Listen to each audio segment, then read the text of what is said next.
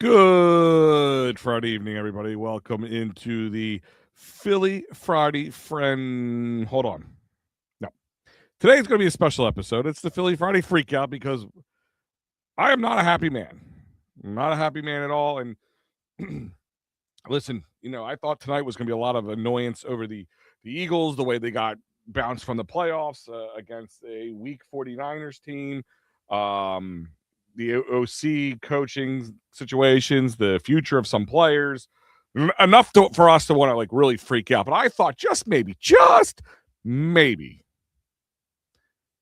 the baseball gods would shine down upon a very sullen Philly fan base. But no, today will be the Philly Friday freak out because I'm trying to keep myself in some sort of composure. What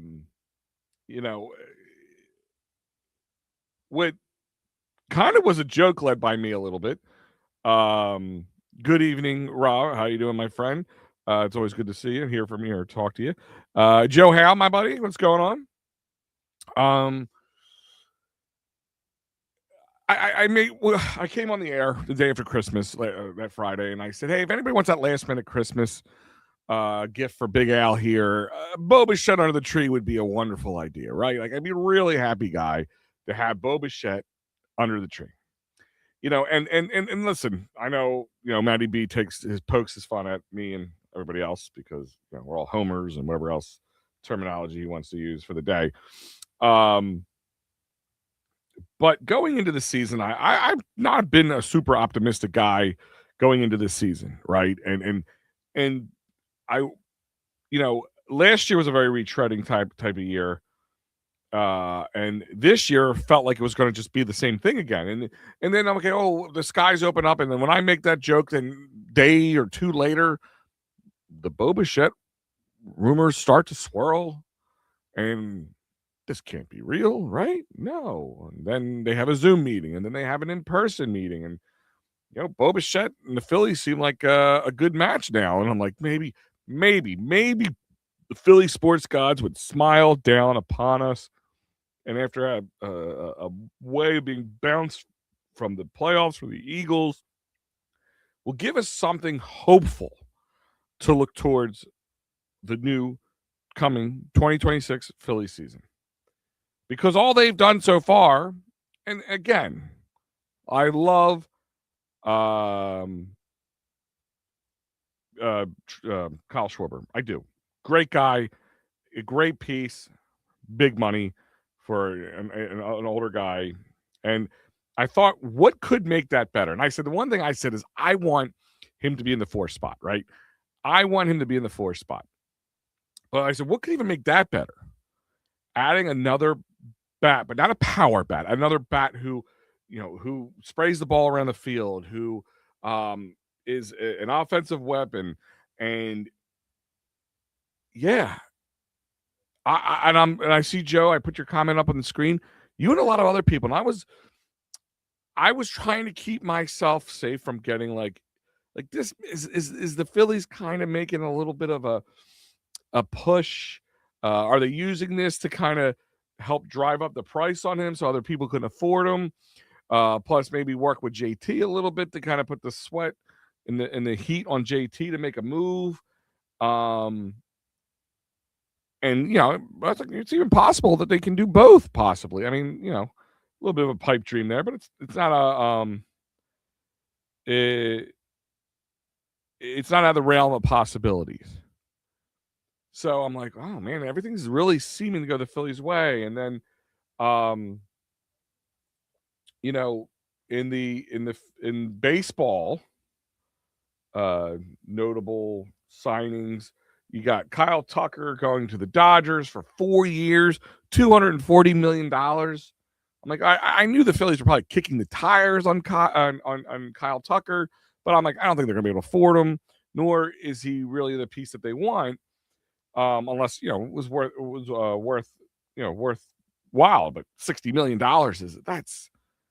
And listen, I've said this: the Dodgers, there's going to be a 30 for 30 for the Dodgers, in years from now about this. Kind of like the Houston Astros banging on the on the trash cans type situation. How they keep getting these really high contracts, and Shohei Ohtani's getting these contracts. Is getting this low contract where everything's backlogged. I really think that this was some kind of deal after that scandal, but I mean, we'll never know until we know. But it's odd, but that's beside the point. So okay, that's good. All right. And then we heard Ranger Suarez, which we all kind of knew. Ranger, it'd be a tough sell to get Ranger to stay here. But he's gone, so it's set in because it didn't look like there was much of a market for him, to be honest with you, and or at least it didn't seem as heavy as a market for him. But he signed with the Red Sox, and all right, fine. At least it's the AL. 5 years, 130 million. God bless you, Ranger Suarez. You got your bag. You earned it. You're going to be missed. Really great guy. He could do almost anything. The durability became an issue, but he was due, and it was just a contract. We all were all ready for it. Like, we were ready for it. So the Bo Bichette thing became real. And that, tell me, I don't care if you're Matty B or the most pessimistic human being, same person, or the most optimistic person, you thought Bo Bichette would have really changed some of the trajectory here. Then they would have had to move on from, maybe guys like Bohm and things like that, and move on from the cast down. So it would have been a cascade of good news, right? No, it wasn't. For those who don't know, as Rob says here so eloquently, the Mets stole Bo. And Bo kind of gave a middle finger on the way out because everything looked like it was getting done. All the big time insiders, it looks like the deal's on the table that they asked for. 7 years. 7-year deal for him. $200 million, I believe it was exactly. Bo Bichette said, nope. I want to go to 3 years. $126 million. $42 million a year. With some buyouts, opt-outs, whatever outs, some sort of outs. I don't know if it's outs for him. I didn't really get into the contract because I'm still nauseated by it. And that's why that this episode is renamed to Philly Friday Freak Out, because I am freaking out. I really am, because I'm not sitting there saying, this Phillies are dead in the water and they can't compete. But your rival just got a lot better. You didn't just lose a guy that you were trying to sign, one of the biggest free agents out there, but you lost him to the Mets, which just burns even more. You know what I mean? And like, okay, then you signed JT, and it really took the sales out of signing JT Realmuto. 3 years, $45 million was about what I figured was going to happen. $15 million a year. I figured they're going to give him that third year just to give him what he asked for. And listen, here's my thing: is he was one of the biggest producers at the end of the season for the Phillies. So, I mean, he's still got a little in him, at least if, over the third year, maybe he's training the next guard, getting them ready to be as good, hopefully close to as good as he is from a defensive catcher standpoint. Adam checking in here. The Phillies are the dumbest team I know. How do you offer 7 years and still get outbid by the Mets of all teams? I think they overpaid for JT, but they had to because they didn't have anywhere else. Listen, I figured $15 million was going to be. I mean, remember, he was making $20 million. 20, maybe a little over 20, but about $20 million a year. You're not going to take the guy and get him for $7 million a year. It just wasn't going to happen. $10 million, you're not cutting the guy in half. So $15 million was right. I think if you got $15 million for 2 years, you'd be okay. There's incentives in there for him, so hopefully he can hit those incentives, and that's good for us. Joe Hale says there needs to be a salary cap in baseball. And people sit there and saying like, no, we don't need a salary cap. Let them spend the money. Well, let me tell you something. They might spend the money, but we pay for it. I mean, Dodgers is, to get a Dodgers ticket, it's going to be like, $250, $300 for nosebleeds if it goes, if they sign any more ridiculous contracts.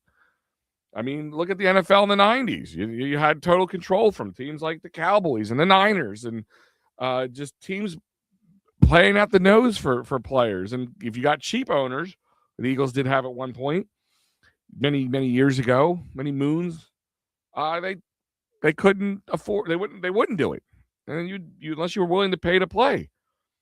And you're watching the Dodgers take advantage of this. And here's the thing: is they're getting it in now. The Mets are getting it in now because if there is a lockout, if there becomes a salary cap, these guys are going to be grandfathered in. They're not going to change their salaries. Might affect them in some other ways, but they're going to be grandfathered in. But this is only now give Bo, I guess, 3-year, $126 million. I mean, he's kind of betting on himself. He'll be 30, 31, I think, by the time that contract ends if he plays all 3 years. So he has time left, so he thinks he can get another contract. God bless him if he thinks that's true. And he might be right. I mean, because maybe he's thinking, like, if I sign now for 25, 30 million, whatever, 35 million a year, in 3 years, the average guy's going to be getting 45, 50 million a year. Or if you're the Dodgers, you're already 60 million a year. But, it's disheartening. It really is disheartening. Joe, I kind of I kind of lean to believing and agreeing with you about the salary cap. I think to make things competitive, it's just ridiculous. But the Phillies have one of the highest salaries in baseball. So in some essences, it's me speaking out both ends of my ass here, my ass and my mouth. But it's just really disheartening. Between the last week, since the last time I was on air here on the Philly Friday Frenzy, but nope, not today. Sorry, guys, that was my mistake. Not today. The Philly Friday freak out.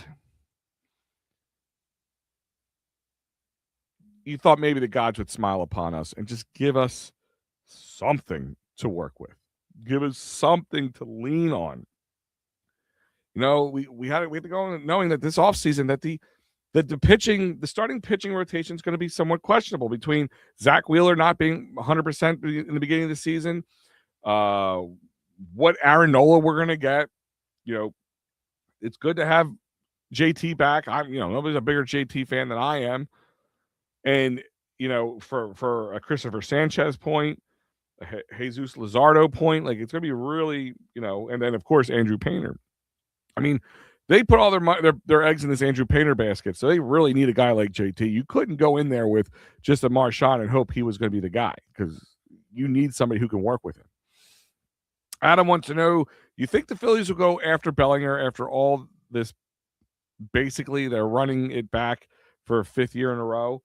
Well, that's, they as soon as they lost out on Bo Bichette, Bellinger became the next name. Now, for the money that's being spent, that might become the hardest part for Phillies to compete with because they would have to finagle and move and adjust and get rid of. And, the time's crunch is coming on. Like, if you're going to trade Bohm, you got to trade him soon. If you're going to move on from Castellanos, you got to trade him soon. Like, you got to do something. Like, it's like poking a stick at a jellyfish stuck on the beach on the sand and, like, do something. What was that movie? The Incredibles, the animated Disney movie.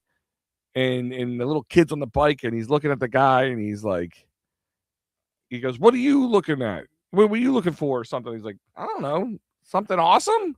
And that's what I was looking for. That's what you guys I know were also looking for. And the Bo Bichette thing was that moment we thought could be awesome. And it's not.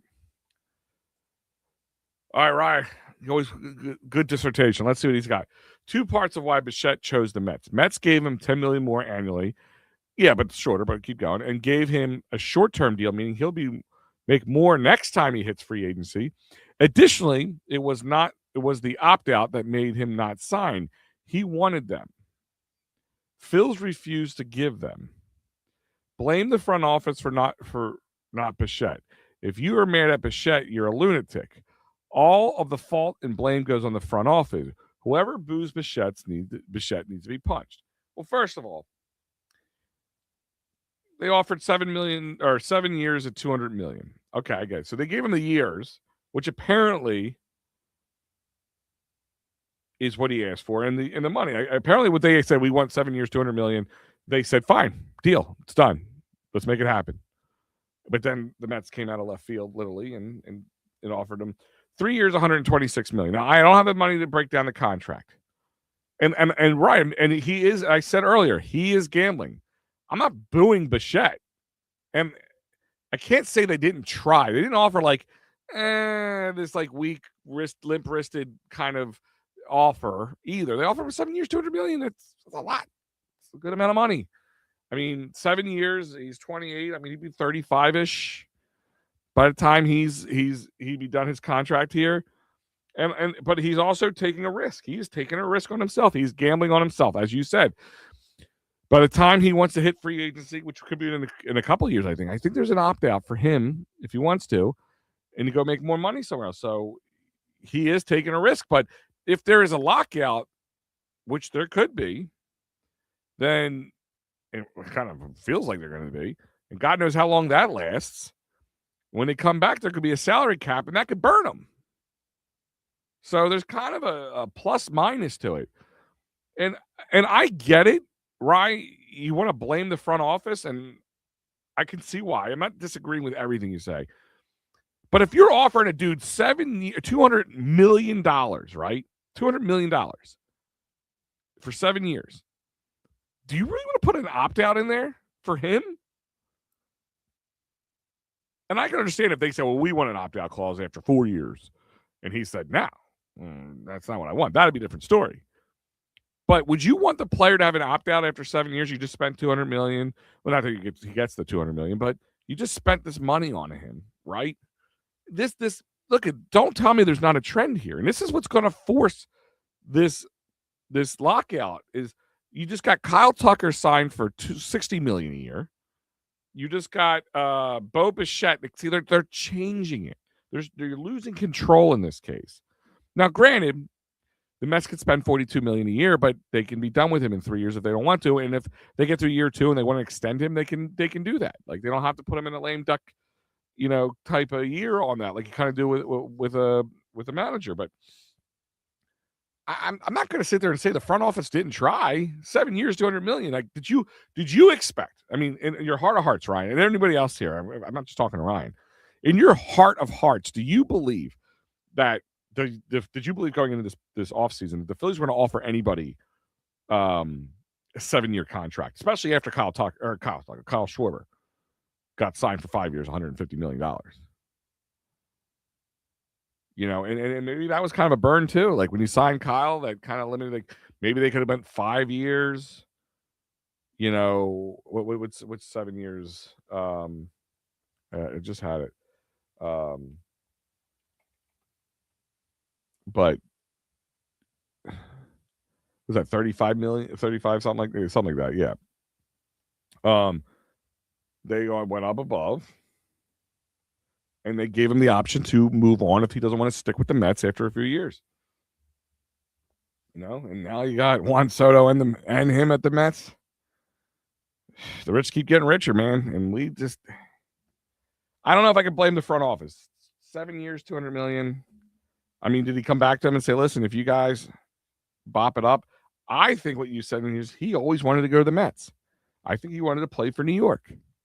I don't think he ever wanted to come here unless the money was right. And I think once he put it out there that he was agreeing, and he was going to think about it 24 hours to sign off on it, let it simmer and wait for somebody with some deeper pockets to come in and cut a check. He gambled and he won. Oh, and big time. I mean, the only person is Kyle Tucker, $60 million a year. I mean, goddamn, $60 million a year. And the Dodgers are putting themselves in a great place to three-peat. And the Phillies are staying the same. And that's a problem. And I'm also not a guy who believes in just making change for the sake of change. It's got to be worthwhile. But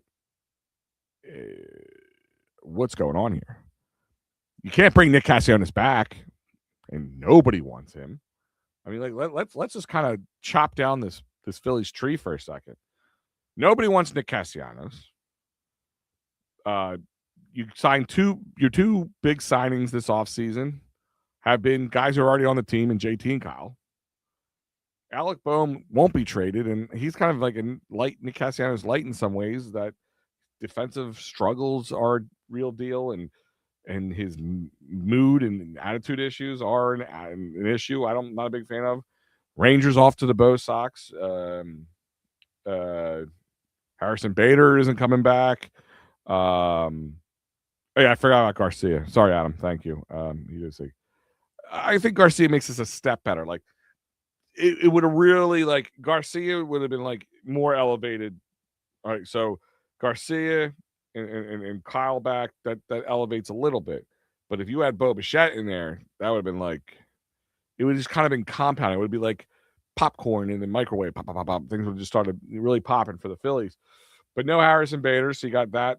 You lost one piece of last year that you're not going to get back. Now, I don't know if Harrison's going to be a piece or not. I mean, I know you asked earlier, do you think the Phillies go for Cody Bellinger, Adam? And I think they might.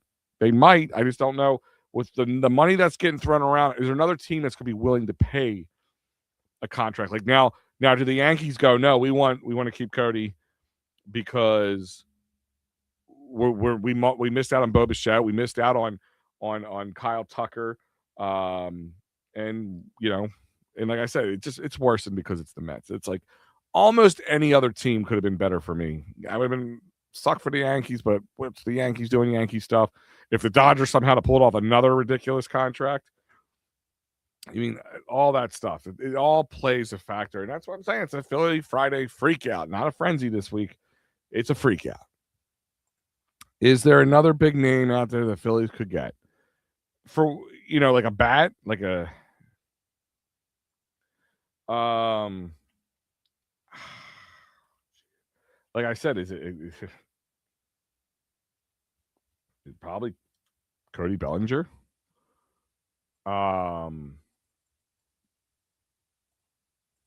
Just trying to think who else is really, really that couldn't be a difference maker. I mean, the other ones are like probably pitchers.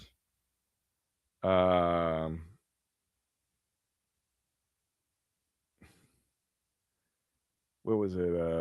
There's Eugenio Suarez. I think he was he's a third baseman, but he's older, so you don't want to sign him to many years. He had a big, but he's like another Kyle Schwarber in a sense. He's still unsigned, but I believe he's still unsigned unless something's changed. I didn't really look today. He could be an option. But he's like, I think he's 34. He's a power hitter, but he's also a big strikeout guy. So like that's where it becomes like a Kyle Schwarber type situation. Luis Arraez, or how do you say his name? He's unsigned. Marcelo Zuna is still out there, but he's a DH and he's 35. I mean, at least Luis is an infielder. He's 29. I guess Harrison Bader is still an option, but like again, he's 32, and I don't know if Harrison Bader was just a lightning in a bottle moment or not. That's a big risk, but he's 32. He's unsigned. Maybe you can use him, but he's an outfielder. So then you're going to have him, Garcia, and Crawford at center field. Maybe I don't know. Like I said, like if it was I don't know. I think Cody Bellinger is the best option I can think of right now for a bat that's still out there. The other ones I mentioned are there too. Cody can play first base. He can play outfield. Do they move on from if they can try to trade away? Boom. Do you let Mundo Sosa become an everyday player? Can he be an everyday player? And then after that, the bigger names are all older pitchers for the most part. I mean, Framber Valdez is 32. He's still out there. Zach Gallen, I think, didn't he just sign? He just signed, didn't he? Or I don't know. Justin Verlander, 43. Is he not? I thought he didn't retire. I'm just looking at the list that they put out there. I'm saying, yeah, most of the guys are older. Some of them missed last year because of injuries. it's there's not going to be a big splashy name outside of Cody Bellinger at this point, to be completely honest. Listen, Adam, I don't know. Rumors are rumors. They are what they are. And they don't mean much until I think the only reason he got linked to the Phillies is because they lost out on Bo Bichette. They lost out on Bichette. They lost out on him, and that's it. I mean, I got to be honest. I mean, I'm going to watch baseball. I don't not watch baseball, but at the same time, I can't say I'm super high on this year going out. I mean, they could still be a decent team. They could still make the playoffs, but it hasn't changed. There hasn't. I said to have it. There need to be a guy who's not a power hitter out there. A guy who's going to come out there and spray the ball. I mean, Bo Bichette was that guy. He really was. Told you I wanted him under my Christmas tree. It was what I wanted for Christmas. Was the Phillies to sign Bo Bichette. That's really what I wanted them to sign. And the worst part about this is if let's play devil's advocate for a moment. If they play out this year and the year ends kind of not too undifferent from the last few years, now you got to start worrying. The Harper thing might be a giant bust at that point. Trey Turner signing. And you got 4 more years of Kyle Schwarber, and he's aging and not getting younger. And, you're probably going to start losing out on big names like Zach Wheeler. And is Andrew Painter going to turn into the guy? He's still got a long contract with Aaron Nola. This team will start to fall apart, and is it time to do the youth movement now? I mean, is that going to be the only saving grace? It's like, all right, we're going to start using some of these younger guys. We'll move on from Alec Boehm, but we're going to let Aiden Miller come up to the majors now. I don't think they do that, but it's, trades would have to be the next thing. I don't even know what they have to trade unless they're willing to trade some of those names that we've already talked about. I mean, I know the Nolan Arenado to the Diamondbacks thing, whatever it is. In my eyes, that's a salary dump. But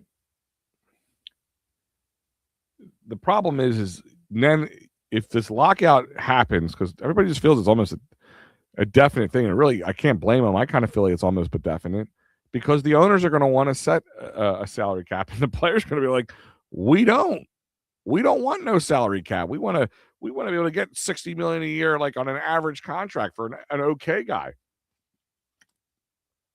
I mean, why do you think? What's his face? Harper got so mad during that meeting. How much impact will Don Mattingly have on Topper and calling games with his gut and not analytics? Great question, Adam. I mean, you would imagine good, but how much is he going to listen to him? I know they all talked about wanting to work together, but was this the Phillies bringing him in and saying, listen, we need you as a backup in case things start going south and we have to cut bait on Topper and we need a manager? I mean, I don't know how a bench coach is going to make. I'm hoping, but the problem is I need him to have more of an effect on the players than Topper. I'm not worried about Topper as much as the players. Like, is he going to be able to change the philosophy? Like, is he going to be able to tell Topper if he's going to do anything? Kyle Schwarber's your 4-hole guy. Put him in the 4-hole. I don't know why this is a conversation. Put him in the 4-hole. Trey Turner should be leading off. Harper stays in his 3 spot. Maybe, I don't know, Garcia or whoever comes in the 2 spot. Whatever. If they sign Cody Bellinger, whatever. I don't know. But they don't have a full team. And we are weeks away. We're less than 6 weeks away from pitchers and catchers. We're going to be in the spring training baseball before you know it. It's January 16th. All right. You're going to be getting, the Super Bowl will be upon you soon. And then right after that, it's baseball, baby. And here we are. No Eagles to watch. It's almost like, do we even want to watch? I mean, I'm going to watch. Am I going to watch football? Yeah, I don't want to watch football this week, but it's going to leave a sour taste in my mouth. I'm going to sit there and chew on Tums like Skittles. watching football this weekend. Flyers are in a slump. We'll touch on that a little bit. Sixers are fun to watch. I'm having a little bit more expectations for them, but not much. Not much. I like to see what I see with Embiid, kind of accepting his role a little bit more in PG as well, and the younger guys stepping up. And I like to see what they do at the trade deadline. But you know, it, I was really hoping. I really was. As you guys can see, I'm like super deflated over this. Um, but you know, Don Mattingly can only have so much effect unless he can get in the brains of these guys and like start reprogramming the robots inside their brains. Until that happens, it's not going to happen. Nothing's going to come out of it. Guys, you're watching the Philly Friday Frenzy, or this weekday is known as a freak out here on the It's a Rap Sports Network. Don't forget all the other programming here. Tomorrow, it's the It's a Rap Sports of the Week, 8 a.m. It's a Rap Sports of the Week. I guess it's kind of a culmination. I don't know about that one. I have to ask Maddie about that. I was unaware of that one. And then, of course, the Rangers Flyers post game, which hopefully the Flyers can start getting out of slump. But with the goalie situation, that's going to be real tough. And 9 a.m. Philly AM Sports, and the final word with Maddie B. So there is that lineup for you. And like I said, don't forget, I'll be back Sunday morning with you with Mikey Laro, both probably down in the dumps still. And here is your lineup for the Rangers. You have Matty B had to slink his way through a Pittsburgh thrashing of the Flyers. I'm sure all our Pittsburgh guys really enjoyed that, so don't forget to catch them. Steel City Sundays, Pittsburgh Sports Tonight, the Pittsburgh Sports Desk. I'll use Pittsburgh, and don't forget Gridiron Weekly is also going on. So there's all that. I don't know if the Birds Blast is done yet. They might do one more like kind of culmination show, since the Eagles are now no longer or done for the season. Maybe they look towards the future, which we're going to talk a little bit to now. Let's kind of jump into it. The Eagles, I know I'm sure I'm going to get roasted. What did I say? I don't think anything I still said it was wrong. I said the offense has to play better. If they play better, they'll win. And if they did, they would have. And they didn't. I said they're very capable. They have the ability to do so. A couple big plays and a couple bad penalties, and that really pushed them backwards. The offensive line penalties really did not help them. And they couldn't get over the hump, and play calling questionable at the end of the game. And we're out another OC. Kevin Petullo, gone. Didn't take long. Tuesday the 13th, Nick Sirianni said that they are moving on. And we are now in the OC hunt again. We are going to touch on that right now, Adam. Who do I think? We'll get to that. So I know early rumors was Todd Monken, but now with the John Harbaugh signing, yeah, drop passes did hurt us as well. That did hurt us. Todd Monken was kind of the signing I really was hoping, but with the John Harbaugh signing with the Giants for a ridiculous amount of money, I'm sorry. I do not get it. I do not get the $100 million for John Harbaugh. Was it 5 years, $100 million for John Harbaugh? Because call me crazy, and I'm just thinking like Matty B. You know, me and him get into it all the time. You guys have watched us do shows, and hey, if he's listening, don't mind popping on if you want to. Sure, if you have the urge. I'm sure you're tired and you're relaxing, so you don't have to. But I want his at least or chime in on the chat here and tell me. I think the John Harbaugh sign is ridiculous, and I know a lot of people said fire Sirianni and bring in John Harbaugh. Okay. Let's just look at the last 5 years for John Harbaugh. 2020, he lost the divisional playoffs.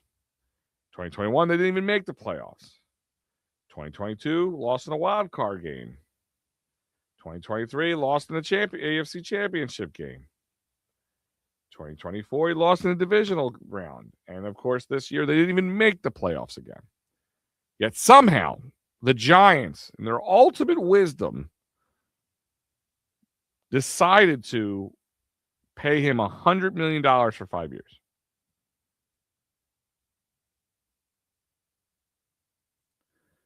You think Tomlin goes to Baltimore? That would be hilarious.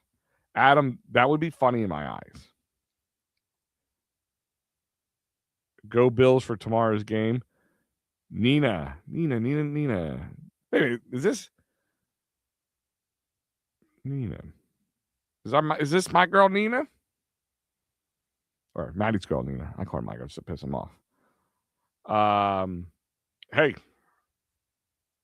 it would be nice to see Josh Allen get over the hump because that's always been his issue, and this is the best opportunity that Josh Allen has to move forward. He's got some of the big names out of the way. Got some big defenses to go against, and they don't have to go through all of them, but a lot of really good defenses, a lot of young teams. But that's the thing is they're young and inexperienced. You got a lot of young and inexperienced guys going up. The Bills' experience might be the difference maker here. So maybe, just maybe, that might be it. Might be good for him. Harbaugh will not be good in New York. Nobody will be good in New York as long as they have their GM in place and the moves they make. Because I'll go back to what Adam asked me. Who do I think will be the OC?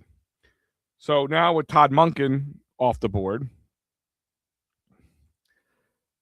So is Maddie a closeted Bills fan because he does love Josh Allen, and I like Josh Allen too. I just don't like people anointing him. Like, see, Maddie gets on me and other people about anointing people before or being Homer-esque. I think sometimes Maddie's so negative to the home team that he doesn't see sometimes the other stuff. Like, Josh Allen has had plenty of opportunities and good teams around him, and he's dropped the ball. And I don't want to hear he's got to go through Patrick Mahomes. The Eagles had to do it twice and won once. So it's not like, anybody had a smooth sailing or didn't have to go through them to get him. So he really would need him getting a Super Bowl, in my eyes, would then cement the Hall of Fame career for Josh Allen. Like, that would be the big difference to me. But to answer Adam's question, who do I think will be a new offensive coordinator? So the big names out there right now are Brian Daboll, here's the funny thing. I brought this up this morning. How funny would it be if the Philadelphia Eagles hired Brian Daboll as the new OC and went back next year and won the Super Bowl? That'd be 2 Super Bowls where they took on the outcast of the New York Giants, and then went and won the Super Bowl. That would be rubbing a little salt in the wound there. Tell me that would be funny. That'd make a good headline.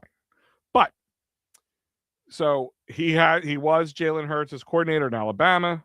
I know a lot of people said, "Oh, he benched him." Nick Saban benched him. It wasn't that. So remember that. So let's take that for instance.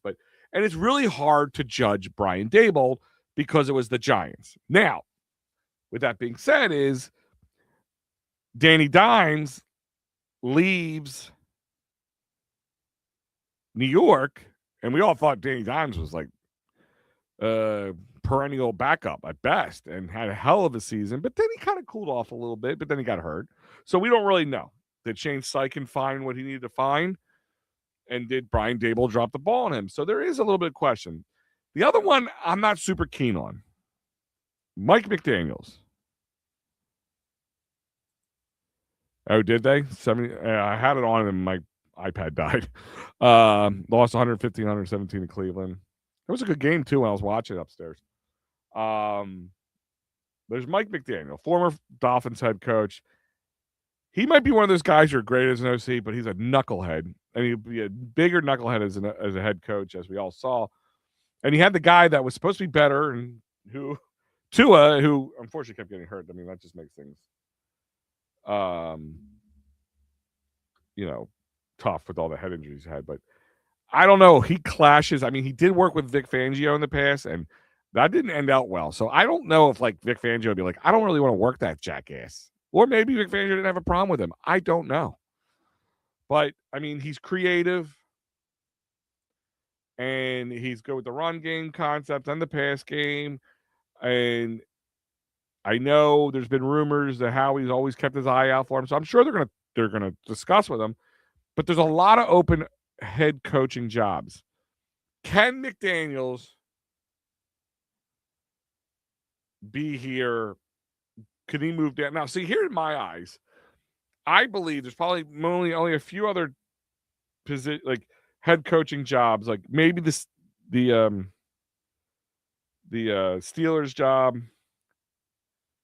maybe the Ravens job. But after that, like, do you really want to be the Raiders or the Titans head coach? The Falcons, maybe. I don't know. Yeah, McDaniels won't want to be here. It's too cold for his high pants. Yeah, he really did get used to that Miami threads, if you want to call them that.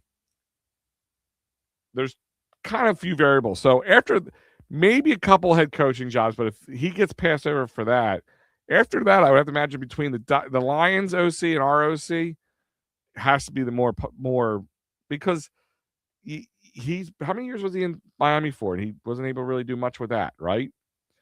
So maybe he needs a resurgence and coming to either here or Detroit and working with what they have, he could do that.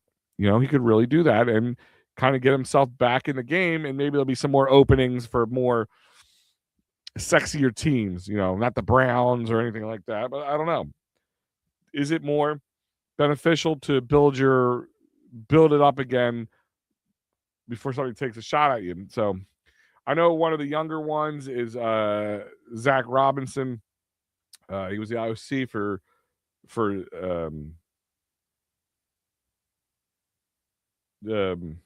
he was one of the first people that they interviewed. I think it was for the Falcons. He worked with McVay on that coaching tree, so he's very pass happy, which we know this team loves. I don't know who wants the Raiders or the Browns job, or even the Titans job. I mean, especially the Raiders. They don't got any money to work with. I don't know how many drafting spots. I mean, it's kind of like the Saints job last year. I didn't know if he would want to take it originally but then he probably got locked in for like 5 years. He's probably gonna get like 3 year high. He's gonna get like a 3 year like get ahead and make some mistakes because we're gonna be building. So I don't know.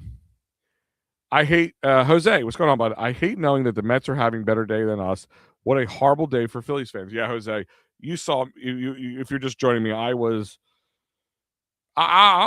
trying my best to hold it together here, my friend, to be honest with you. I mean, it was just one kick in the dinghy after the other with the Phillies. Just like, really, I thought getting Bo Bichette was going to make something out of what we had, right? And it didn't. But if you did miss it, you can go back and watch it later. But I might get back to it. So please stick around. And if you haven't liked, subscribe, all that fun stuff, all the stuff the kids say nowadays, go ahead and do it.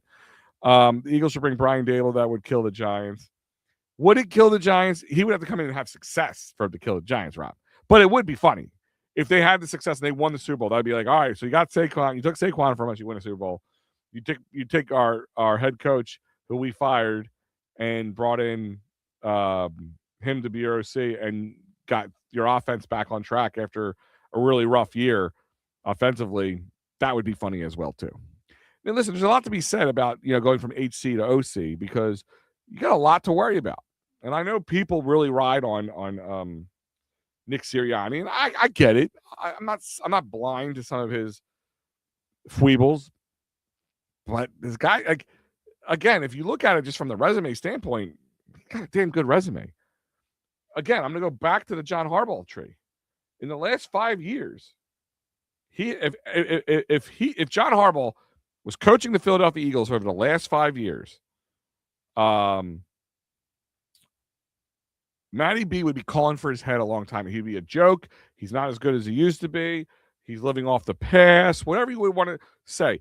If he was coaching the Midnight Green, people like that would be calling for his head. But because we are all upset, which we are, about how the season ended, dealing with the Kevin Petullo situation, and John Harbaugh being a big name and a former, Super Bowl winning coach. But might I add, 2012, okay, 14 years ago. 14 years ago. Since then, he has. Let's go through it. So the next year he didn't even make the playoffs. The following year he lost in the divisional round, and then he went 3 years in a row from 15, 16, and 17. Didn't make the playoffs. He lost in a wild card round after that. Then he was the coach of the year, but lost in the divisional round because he went 14-2. Then he lost in the divisional round in 2020, and as I said, no playoffs in 21. Wild card loss, AFC Championship loss, divisional loss, and then again this year, no playoffs. What makes $100 million for John Harbaugh? He is literally living off his old success.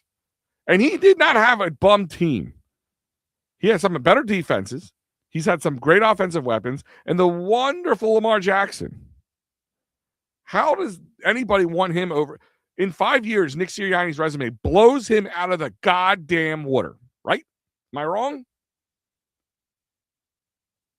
I saw an article today that A.J. Brown wanted out a bunch of times during the season. I heard the same thing. I believe that was Bleeding Green Nation. I read that article, I don't know, sometime this afternoon, like before dinner. I think that was Bleeding Green Nation, Adam, if I remember correctly. That he asked to be traded numerous times. I said it. He's going to ask to be traded this offseason. People kept saying the Eagles won't move on for him. I think if he asks for it, he's going to get it because I say go for it. Like, I'm a little over his shenanigans. And then I don't get the ball enough. But like I pointed out a lot this year, when he started bitching and moaning, they were winning. When he started getting the ball, they were losing because he kept forcing it to him. Now, maybe that's play calling, so I'm not blaming him totally. But he had a big opportunity to come up big, and he was wide goddamn open. The ball was thrown perfectly to him, so it's not Jalen Hurts. A.J. Brown had his opportunity to be the hero and to shove it in everybody's face, and he failed miserably. Absolutely, positively failed. And I like A.J. Brown, and I was super over the moon when they picked him up that draft, and they straight traded for him for the first round pick. Over the moon for A.J. Brown. Over the moon. Gave him some extra money. They've placated to A.J. Brown long enough. And I think he's a big reason the offense was what it was. I think a lot of it was play calling. I think Jalen was in his own head and just didn't have a good year. He just didn't. He wasn't his best him. The offensive line was not what we're used to having. That's going to be another question that's going to have to be answered in the offseason. We'll talk about a couple of those rumors in a moment. But if A.J. Brown wanted out that bad, if he's keep asking him to get out, he's not quiet about it. I'm sure he comes in the locker room. I'm tired of this shit. I'm tired of it all. I want out. Uh-oh. I think I might have gotten something I asked for. Uh-oh. Hold on. Let me see. Is he coming in just to put a graphic in, or is he actually coming in to yell at me for calling Nina my girl? Maybe that's what it is. We'll find out. What? I don't care what you say about Nina. I really don't. Here, take her. Is that what you're saying? First of all, here's the ring. Go ahead and kiss it. All right. You can kiss it. All right. Go ahead and kiss the ring. It's a different kind of ring. What's going on, man? Man, as I said earlier, I don't know how long you've been on watching for, but I've renamed today's show the Philly Friday Freakout. It is what it is. And listen, I did give you a little credit earlier. You listen. I didn't say you were ever wrong in the sense that the offense wasn't where it was, and people didn't deserve the blame where they were. But the way it went down was just. I don't care. It was just pathetic how the Eagles went down. It's one of those, again, you could say they didn't get beaten. They lost. I mean, the Niners and give Kyle Shanahan for really going up against and hitting those big hits where they needed to get them. But we were just talking about before you came on, AJ Brown, rumors according to Bleeding Green Nation, and I've known Brandon Lee Gouton for years doing this. He's a pretty reliable source. He wouldn't post it or on his articles if it wasn't true. Could that have been a major factor into this year, adding to the many woes, as I was just saying, of offensive line issues, Jalen Hurts mental block issues, Saquon maybe not being healthy enough to run, or is it the O-line, whatever reason it is, and then on top of it, your star wide receiver being a naysayer in the locker room. So you're asking me if that's the reason that? Well, one of the many reasons, but I'm just saying, like, does it add to it? I guess. I didn't well, again, this is what's funny about this whole thing. You guys are looking at Sunday as it was like an anomaly. Like, oh my God, where did this come from? This is the way it's been all season long. Since game one, this has been what the Eagles have been. This has been it. Again, I don't know why it's so surprising that it all fell apart. It's fallen apart. It has long since fallen apart, way before this football game. And as far as AJ Brown goes, I'll ask you this: are the Eagles better off with or without him? Typically, I would say with, but I said earlier, right before you popped on, that if you kind of look back, especially at the last 9 games, when you really started getting a vocal AJ Brown about not getting the ball enough, they were winning. When AJ would, I don't know if you agree with me or not, but there was times in many games, many parts of games and some total games that they were force feeding AJ, and then AJ started getting his yardage and pound and moving up his 1,000, getting closer and closer to that 1,000-yard marker, but they were losing. Yeah, and then of course he had his opportunity in this game to be the hero. I heard this song playing. There goes my hero. What about your head coach? Your head coach had something to do with forcing the ball to AJ. What kind of culture is Nick Sirianni foster here? What kind of culture is this? Yeah, but again, okay, so Kevin Patullo got fired. And Nick Sirianni blamed and said, we all have a part in this bad offense. Well, why was the offensive coordinator the only one who got fired? Why did he get fired? If they're all to blame, couldn't they all be on the same boat together? Listen, this was a classic cover job. All right, this was Nick Sirianni's weak ass hire. Second time it's not worked out, and he was the one sacrificed to the gods, and that's all this is. This team's got a terrible culture. This football team, under the tutelage of Howie Roseman and Nick Sirianni, have a terrible culture. And name me any other NFL head coaches that got to have their own personal bodyguard sitting on the sidelines with them. It's a terrible culture. It's a joke. Sirianni's a joke. He's a fraud. And he got lucky. Bodyguard. I have my theory about that, but I can't really get into it online. But the culture's terrible. And you placated to AJ Brown, you jumped in the bed with the devil, and this is what it is. I don't know why we're going to sit here and bitch and moan about it. Again, this isn't news. This is AJ Brown and his yearly thing. So for all you Eagle Homer fans, man, suck it, man. This is what it is. Welcome to the reality. Welcome to Matty B's world, man. I hope you guys enjoy your visit. I really do. Well, listen, here's my thing is, I'm going to push back in some areas. Listen, Nick Sirianni, there's a lot of questionable stuff. And yes, he is to blame, but you know how it works. If the defense struggles, the defense coordinator gets fired. If the offensive struggles, the offense coordinator gets fired. If it continues to happen, then the head coach gets fired. Why isn't Jeff Stoutland fired? The run game was terrible this year. Why wasn't Jeff Stoutland fired? Oh, that's a great question, but I think a lot of that had to do with injury. So you're not going to admit that Kevin Patullo was a sacrifice job? Kevin Patullo was a sacrifice. Say it, Al. He was a sacrifice job. He took the fall. He took the fall for this. You don't listen. I literally called. I said he typical sacrificial lamb. Okay, and that's usually how it works. Though. That's what I'm saying. Like, if you just won a Super Bowl, then them having to fire the coach that was there the year after would have to be a pretty egregious thing to happen. And even then, it'd probably be tough for them to let him go. But the guy who wasn't there, I mean, he wasn't the offensive coordinator. If he wasn't there, yeah, he's an easy point. And the offense, and here's the thing is, I said this when the Kevin Patullo hire came about. I said, it was a little of a hubris hire. And what I mean by that is, I think they're like, well, we just won the Super Bowl. We got this amazing offense, a really good quarterback, a really dominant offensive line, great wide receivers. We have Saquon Barkley in the backfield and a really good tight end.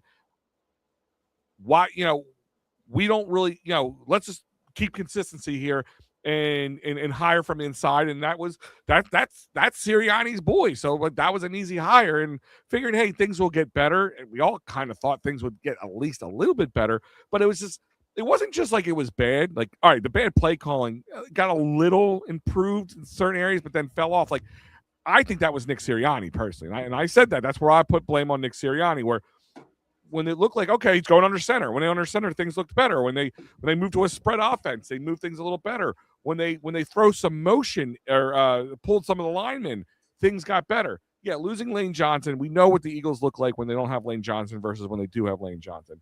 And part of the rumors out there, take them for what they're worth, but I'm kind of worried about this. And I said this weeks ago.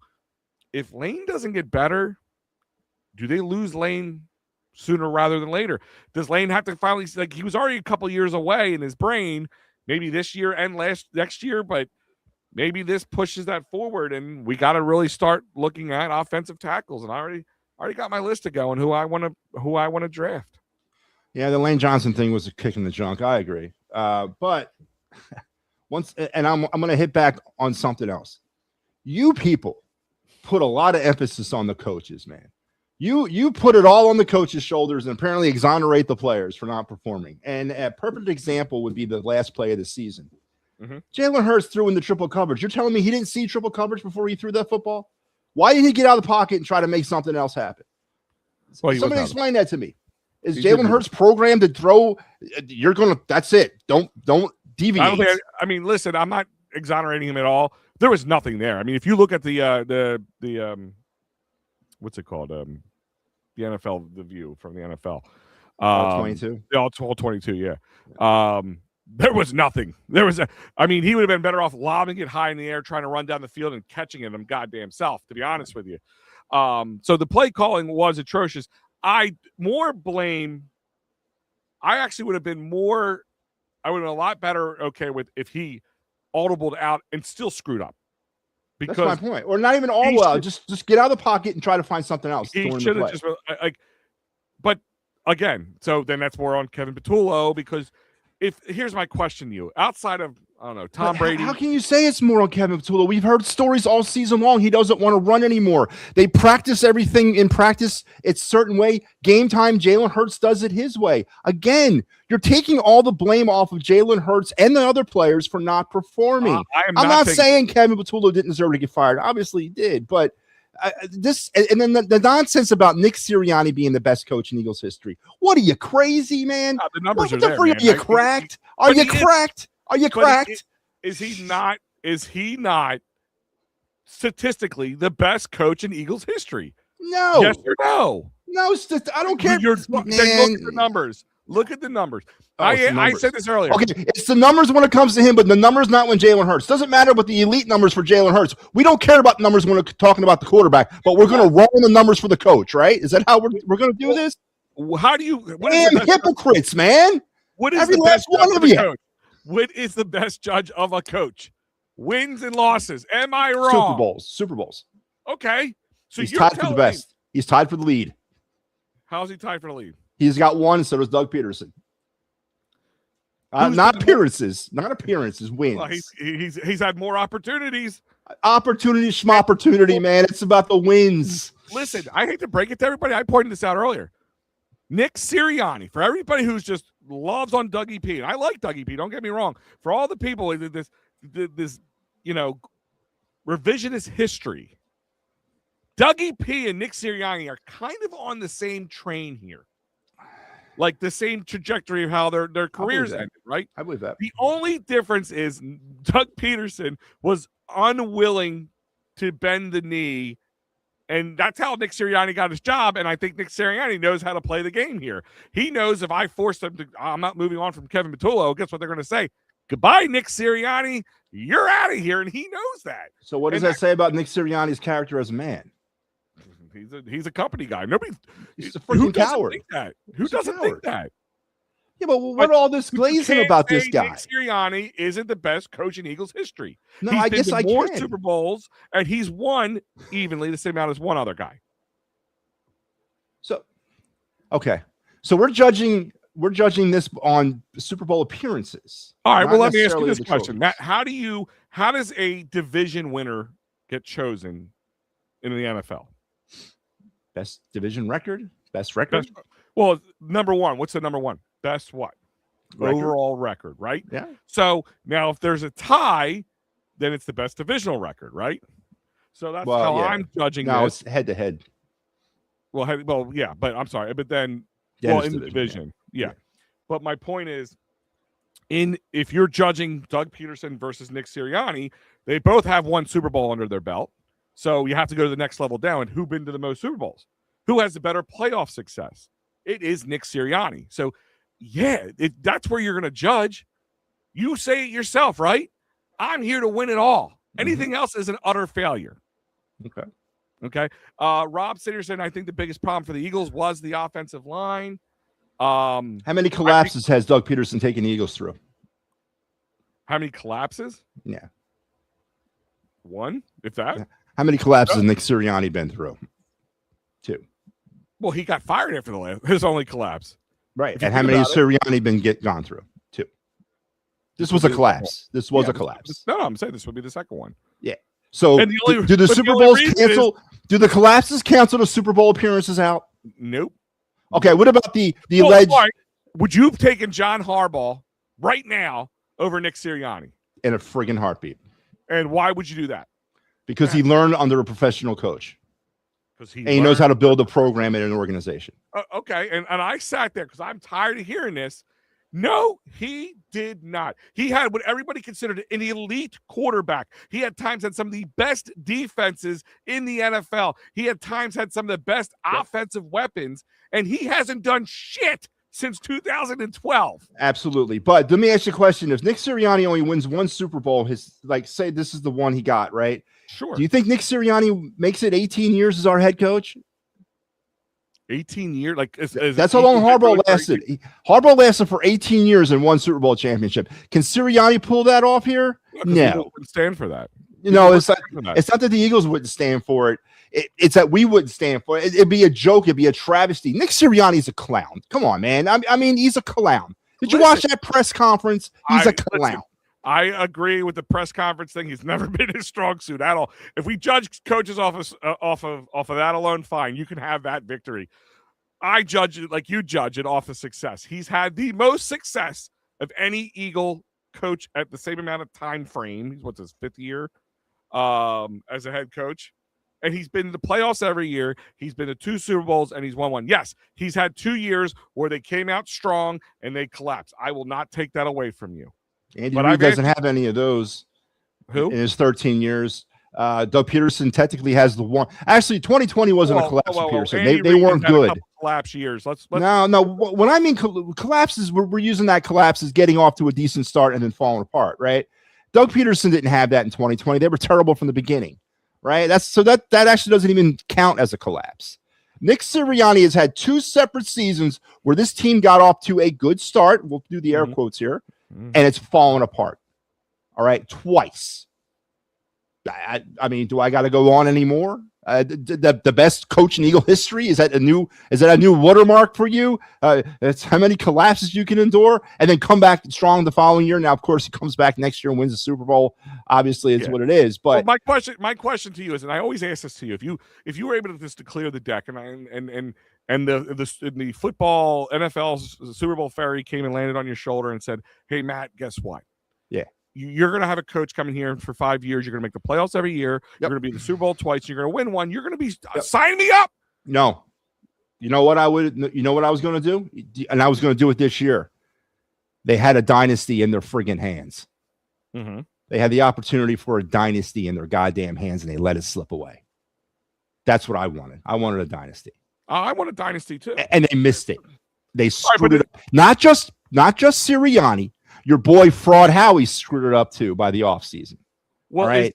Is Andy Reid a fraud this year? No, he's a Hall of Fame head coach. But is he a fraud this year? No. His team collapsed. Don't tell me it was Patrick Mahomes. They never got off to a hot start. They were 0-3 to start the season.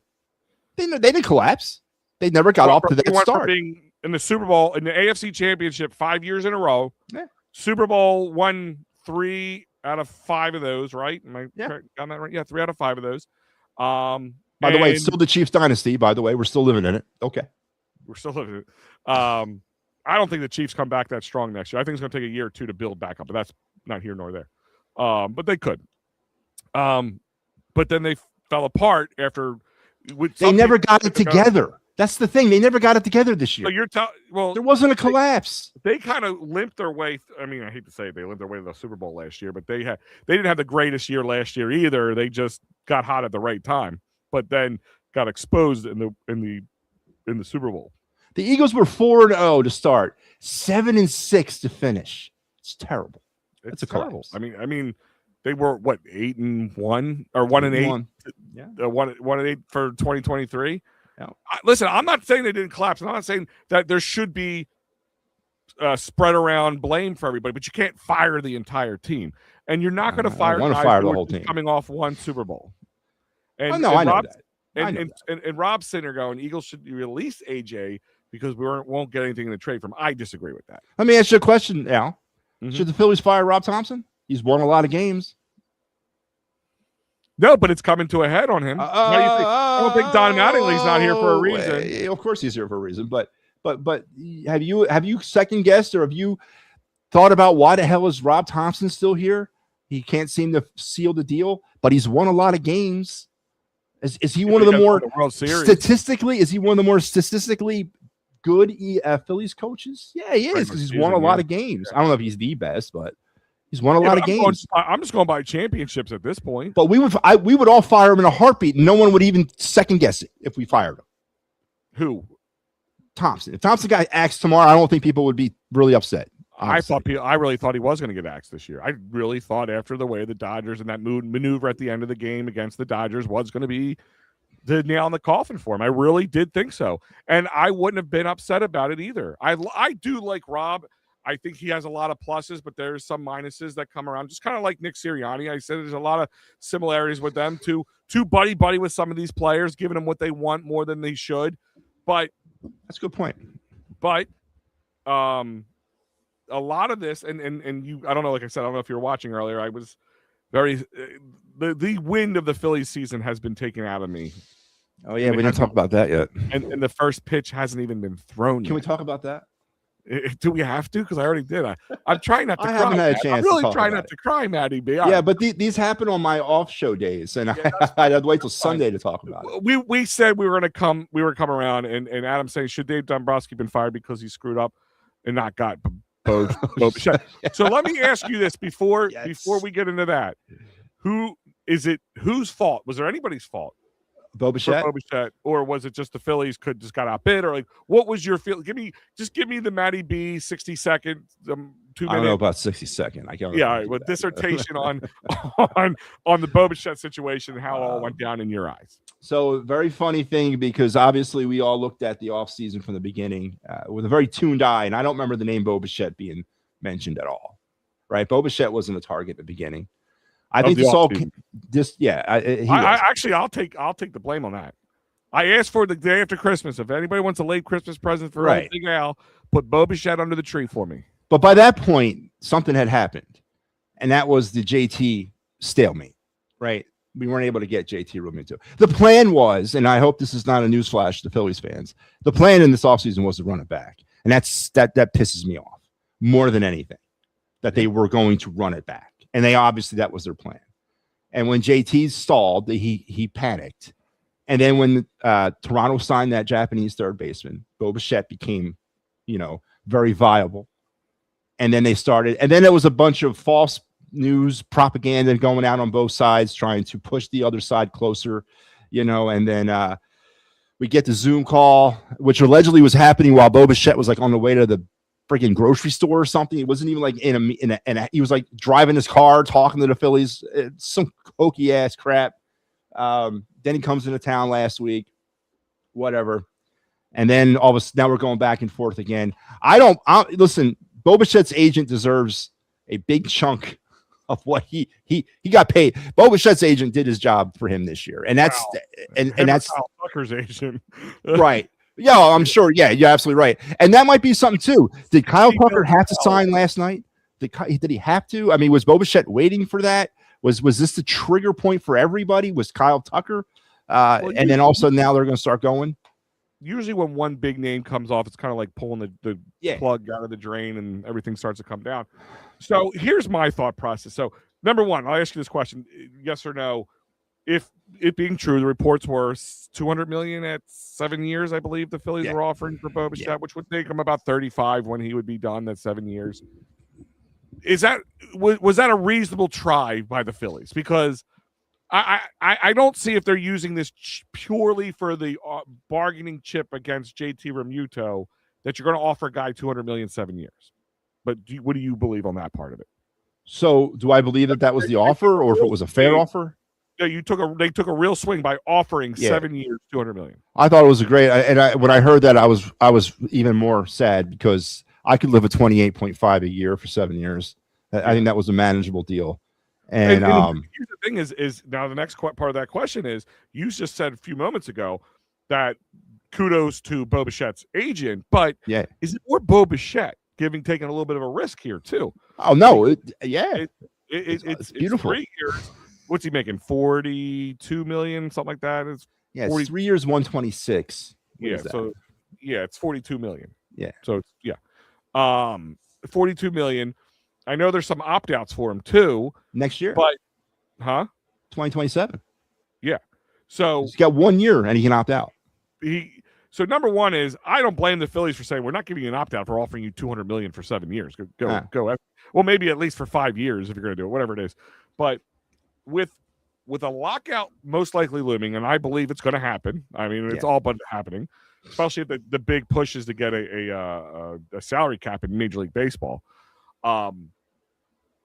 Is it a bit of a risk? Because and I know what he's thinking. I can get 42 million now. Maybe even if I go through my 3 years, if I'm still playing at this high caliber rate, I might be able to get 60 million a year or 50 some million a year, whatever it is. So it's a bit of a risk on his behalf because say the salary cap gets pushed through and he might take less money if he goes somewhere else in 3 years and he'll be older. And if he doesn't play as good as he does, or if he doesn't play much at all because there's a goddamn lockout, it's a bit of a risk if you ask me. It is in an open market. That's the beautiful thing about it all, is because we can go back and forth and we can take these risks. You know what? Good point. I think the Phillies failed to read the room with that lockout situation because there's so much uncertainty after December 1st about what it's going to look like labor-wise. I bet my house payment there's going to be a lockout. There's no way they're going to come to a CBA agreement in the next 6 months. The only way it happens if there's no talk about we're headed for a work stoppage, and that's a and I think it's going to be worse than we've ever. I mean, I only remember a couple to live through. You might have lived through one more than I did, but 94 was terrible. 94 was terrible. Yeah, but that was a strike. That wasn't a lockout. So I mean, but that's the same idea in my eyes. No, isn't the strike the owners decide they're not going to do something, or lockout when the owners strike is the players, lockout is the owners, right? Yes. Yeah. But anyway, I think Bo Bichette read the room right, and Phillies didn't. And Bo Bichette's taking the money and he's running, and he's going to let the uncertainty of 2027 and beyond just be that uncertainty, and then we'll deal with it as I'm counting my 42 million guaranteed. Yeah, for at least for 1 year. Well, actually, didn't the Phillies? They offered the more guarantee. I guess over 7 years would add up to be more guaranteed, right, per year. But maybe he wanted the flexibility of avoiding that salary cap because I think they would grandfather that's the last 10-year contracts in. If I think they would have to. Yeah, they got to. Using a big like Juan Soto, for instance, they're not. You're not. That's got to be grandfathered in. Yeah, and I said this earlier. Tell me I'm crazy on this one. The Dodgers sign Ohtani, and then the next year sign a guy for $60 million a year. Yeah. Tell me not, and it might be 20, 30 years from now, Maddie. There's going to be a 30 for 30 about what happened with Shohei Ohtani's contract. Some sort of scandal. I'm telling you, don't tell me it had nothing to do with that whole gambling scandal. That they said, we'll help you get out of it, but you're going to take a back end. You're going to get paid, but you're taking, we're going to do it our way. Listen, Otani's not eating rice out of his hand. All right, he's got those endorsements. The guy's making more money than he can I'm not saying he's making see. more money. He's not making a ton of money. Do not get me wrong, but that is a lot of money to push off because you think it. Because again, you're right. What we just talked about with Bo Bichette, like what he could be making 3-4 years from now if he continues to play at this high level, he could be making $60 million a year. Yeah. No, I agree. Listen, and Bo Bichette again. I think the Dodgers just pushed it over with that signing of Kyle Tucker to make sure that this lockout occurs. And know what's funny, Al? People are pissed off at the Dodgers. Why? Because they're winners? Because they're gambling and winning? I mean, why are you mad at the Dodgers? You should be mad at Dombrowski and the Phillies for backing themselves into this corner. 3 years, $45 million for JT. Are you freaking kidding me? That's where I was going to push back on. It's like, I don't know if the Phillies didn't read the room, but they couldn't play in the same sandbox. No, they can't. It's embarrassing. And I opened up the show saying that the Kyle Schwarber retread. I love Kyle. I would love to keep him around, but for 5 years at 100 and whatever it is, $150 for $30 million a year, it wasn't really what I wanted from this team. I didn't want it. Like Did you want 345 for JT? Honestly, I'm not saying I wanted it, but I did call that, right? I mean, I said about $15 million a year. He'll probably get his third year, or if they were going to give him less, because here's the thing: is he was making what, $20 million a year? Do you think he was going to take half? No, no. So $5 million less, and you get to spread it over a few years. I mean. No, and there was no market for him. There was nothing out there for him. Nobody was biting at him. Nothing except for the Phillies. I'm sure people were biting, but not for $15 million. Obviously, not for $15 million. He's going to be 38 years old going into the final year of his contract. A 38-year-old catcher. Well, listen, Molina was what? How old was he when he was you're putting Molina and JT in. Come on, man. But listen, at 30, at his point in his career, he is healthier, way healthier than most catchers from an athletic standpoint. Am I wrong? Man, I don't know, man. I'm not disagreeing that he's going to be 38 years old, and that's the risk by signing a guy at his age and giving the. Would you been okay if there was the same amount of money but in 2 years? Just split it in half. So because we had no other option. We had no other options. Yeah, $22.5 million. So you'd be okay with a $22.5 million. Yeah, because you could still bring on another catcher. Maybe he just kind of works with them a little bit. I don't know. I mean, what's the difference? It's like Howie Roseman. You're just spreading it out. Maybe a ghost year, but he's not a ghost at this point. It's not going to be a ghost. It's going to come against the cap. I mean, it's going to go against the cap hit by then in baseball.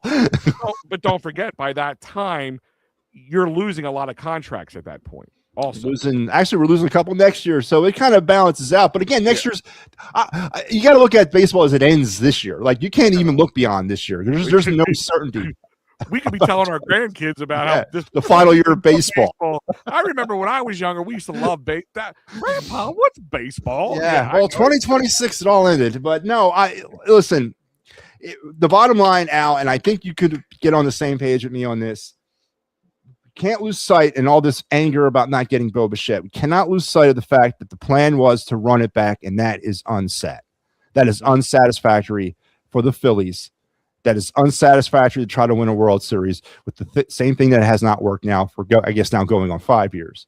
That is what bugs me the most about this. Not that we lost out on Bo Bichette. Yeah, would I have liked to have gotten him? Absolutely. Finally get a number 2 hitter. What if Bo Bichette changed your outlook on the 2026 season? It would have changed my outlook on the top 1 through 4 in the lineup if they put friggin' Schwarber back in the 4 hole and put Bichette at 2. Yes, that would have changed. That would have changed. Even if they did that before Bichette, I would have helped me. That's a good point. A little better, but because a question was asked earlier, and I know I'm going to let you get out of here, but a question was asked by Adam, I believe it was earlier. Does Mattingly change your feelings about the Phillies having him on the bench and maybe more of a gut, more baseball-esque type feel? My question to you is, does Don Mattingly maybe help get us back to those times? Like, do you think Don Mattingly is going to go top, or we got to put Kyle at the 4 spot, like it or not? No. Don Mattingly was here for one reason and one reason only. when things go south, he's the new manager in June. And I called it when they had their end of season press conference, and Dave said, you know what, we're going to create the on-field MLB coordinator position that 80% of the teams in the league are using right now, which he's lying. It's only about 35% of the teams are using, but we're going to create that for another set of eyes, and we're going to move our current bench coach into that role, and we're going to go hire a new bench coach with major league manager experience. I knew right then and there that was the death knell. That was the safety net for when things go bad and they got to fire Rob Thompson in June. So I don't think he's going to have absolutely no input what Rob Thompson does. None until he takes over the team in June.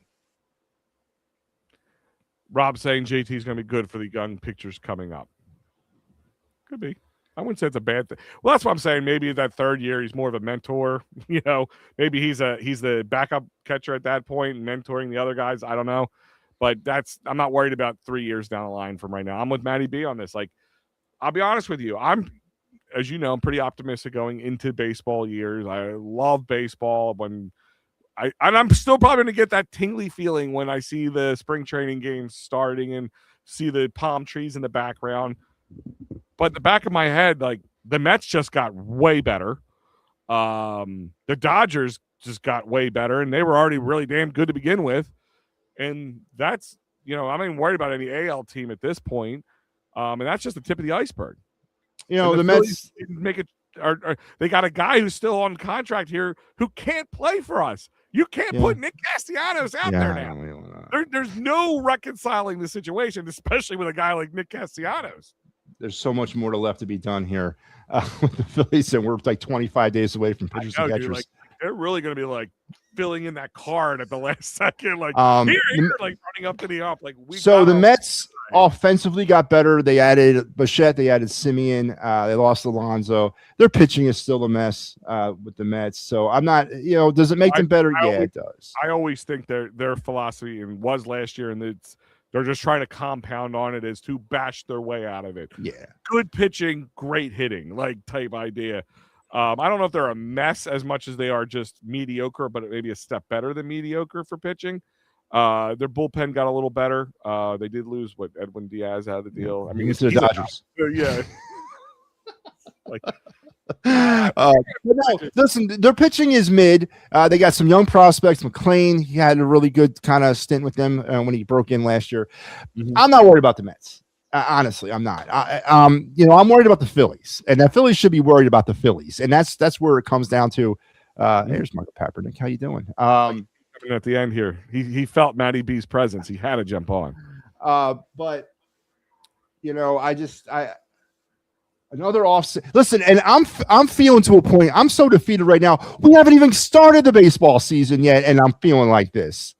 I mean, that's bad, man. We should go into the season happy and excited, and Bichette would have provided that. He would have. What did you say about teams at the beginning of the season? Oh, everyone thinks they're going to win a World Series. No, nobody's out of it in the beginning of the year. Nobody. Even Pirates fans are excited. Pirates, Rockies, White Sox are a perennial World Series team in March and April. Yes, they are. It's absolutely true. Yeah. And it's really hard. And again, like I said, I will be tuned in for that first spring training game with a bunch of guys I'll never know to play the game. I mean, does Matty B feel a little better if they finally go, you know what, we were listening to that It's a Wrap Sports guy, Matty B. We're just going to bring up like Aiden Miller and start playing him this year. We're going to trade Bohm away. We'll take our loss on Castellanos. And the last thing I guess is I get the only reason there's rumors out there is because of the Bo Bichette situation. Now apparently Cody Bellinger is connected to rumors of the Phillies. Do you think the Phillies make a snap move? I mean, there's not many big names out there in my eyes. I said the other one's Eugenio Suarez. He's a third baseman, but he's 34 years old. Mm-hmm. And he's another Kyle Schwarber. He bashes the ball, but he strikes out like a mother. So yeah, I got the name, and it's the name that I started. So I don't know if you remember way back when my free agency plan was to get young. I wanted Keith. I wanted Pete Alonso. And I wanted Luis Ariz, the second baseman. He's still out there. That's all I wanted. And then I wanted to infuse the rest of the lineup with some young talent. And I wanted to bring back JT because they had to. So actually, my path is actually kind of working out still. They can go out and get a rise. He's still out there. Yeah, we can move Stott to third, put a rise at second. Rise goes into that number 2 hole where he belongs in that lineup, and things are still hitter too, right? But yeah. So yeah, he is a righty. So there's still a chance here. And then I mean, I would be okay with the infusion of young talent. I don't want Cody Bellinger. I don't want another outfielder, pseudo first baseman. Where the hell is he going to play? Is he going to block Crawford for another year? I mean, come on. No, I think you see either Marsh move to the bench or maybe get traded. So I'm looking for Luis, seeing what their suggestion. So his projections are 1 to 3 year deals. About 15 million a year, right? That was his AAV. We're as low as 8 and high as 12 right now. But that's Google. That's doable, though. That is definitely doable. Doable. I mean, you went from about to sign a guy for $20-some million for almost $30 million for 7 years. That's 100% doable. 2 years, 26 mil. Make it happen. I mean, he's what, 29? Yeah, he's in the prime of his career, and he's a contact hitter. He never strikes out. That's my thing. Is I think that was the other thing that really got me excited about Bo Bichette.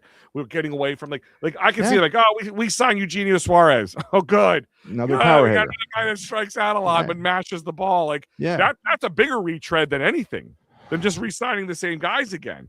If they ran it back with the same team, it would be an even bigger retread. Yeah. But I'm on board. Like you could sign him for 3 years. You could sign him for the same thing you signed JT. I think you could. And I'm telling you. It'd make him happy. I would feel a little better. Thank you, Matty B. I never thought I'd be saying this, but Matty B just made me feel better. Luis Ariz. That's the name we should be targeting right now. Luis Ariz. Why do you think he's lingering? And let me ask you this question: is it an injury thing with him? No, it's uncertainty that his actual career is legit. That's the thing. He was a middling player with Miami. Went to San Diego. Really had like the last 2 years of his career, 23, 24, and last year, to sort of kind of burst onto the scene. I think there's still some doubt about his long-term ability to be that. He might be, to me, I think he's a better version of Gene Segura. That's kind of where I'm looking at him. That would be the comp, a young version, younger, more contact. Like Gene Segura was a contact hitter with some power. And the Rise is a little bit better of a contact hitter. And he's a goddamn prototypical number 2. I would love to have him here because there'll be no more debate of where to bat Kyle Schwarber. He can't bat second in this lineup with the loose Rise. You got to put Rise at second. He's got speed at top of the lineup. Him and Turner would be a beautiful 1-2 punch. He's above average defensively. Never makes errors and never strikes out. He's not sexy. People are going to be like, "Who's this?" But he's not Alex Bowman. That's a big plus in my eyes. Yeah, so. It would be a real good move. His attitude's as bad as Nick Castellanos, if not worse. And sometimes he's a guy. He's more of a temper tantrum. I think Nick Castellanos is more douchey. That's really the only difference is the style of baby that they pull. Real quick, Mikey P saying Philly starting pitching's a mess. Yeah, that's the other question. That's why JT to me was one of the most important reasons. Because Andrew Painter, they put a lot of eggs in that Painter basket, man, and now it's got to come through. And I'm not saying he's got to be an ace at this year, but he's got to be better than a low 5.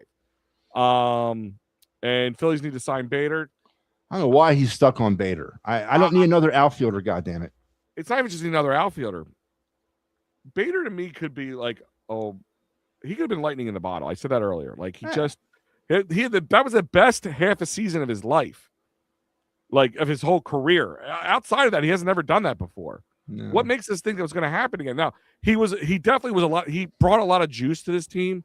So that was needed. Don't get me wrong. Yeah. Who's your opening day starter at this point? Sanchez. I was going to say that's who That's a no-brainer. Yeah, I don't want Bellinger. Phillies better not go get another starting pitcher. Would you be upset if they get Bellinger, or you'd be like, "That's what I expect them to do"? Right? That's straight panic. That's a straight panic move. That's what I'm saying. Yeah, that's a panic move, and that doesn't bode well for this team. That they're panicking and they're just throwing money around. What do you think he's going to get? Like 5 years at least? I mean, he'll be the new set pacer or pace setter. I don't know what he's going to get, and I don't know who's going to give it to him. I still think he ends up back with the Yankees. I do. I think the Yankees still get him back because the Yankees got to get him back. They didn't really make too many moves offensively this year. I think they need to get him back. So I think he ends up back in New York.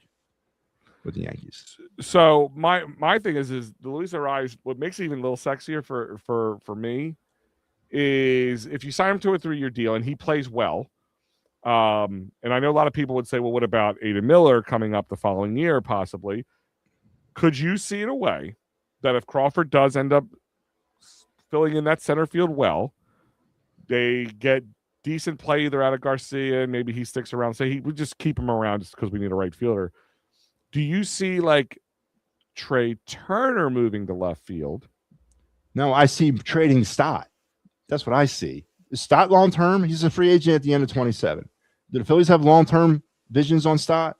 I see moving off of Stott for Miller. If his contract is, if he plays, if he bats a little better but plays his defense, he could be a good 8-9 hole hitter.